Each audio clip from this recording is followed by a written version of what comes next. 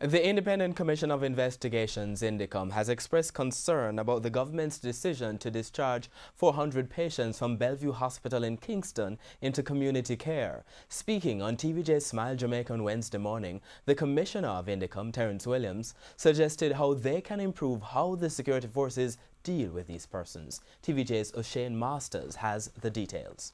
40% of police killings involve an unarmed person. Most of these killings involve a mentally ill person. With the release of the 400 patients from Bellevue Hospital, Commissioner of the Independent Commission of Investigations, INDECOM, Terence Williams, said INDECOM is asking the government to arm police officers with tasers. A number of persons killed by the police who had no guns, some who might have had a stick, etc. In most modern countries, they would have used a taser to neutralize that person and not have to shoot him. But in Jamaica, because you only give the policeman a gun, if somebody is attacking him with a stick or a machete, it's the only option he has. Yeah. He is also urging the government to develop a system for mental health professionals to assist the police in dealing with mentally ill persons.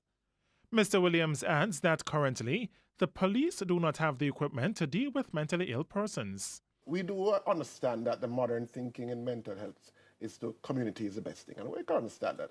But the trouble is, once the inmate, the mental patient is now released from the institution and is in the public, he may very well lapse, not take his medication, and some may have violent confrontations with the police.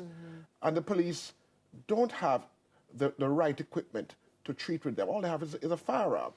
And they may not want to get close enough to the mentally ill man to use a baton.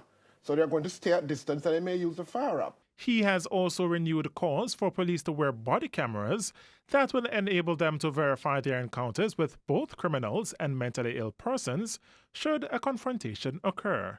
This year we have 120 odd killed already by the police.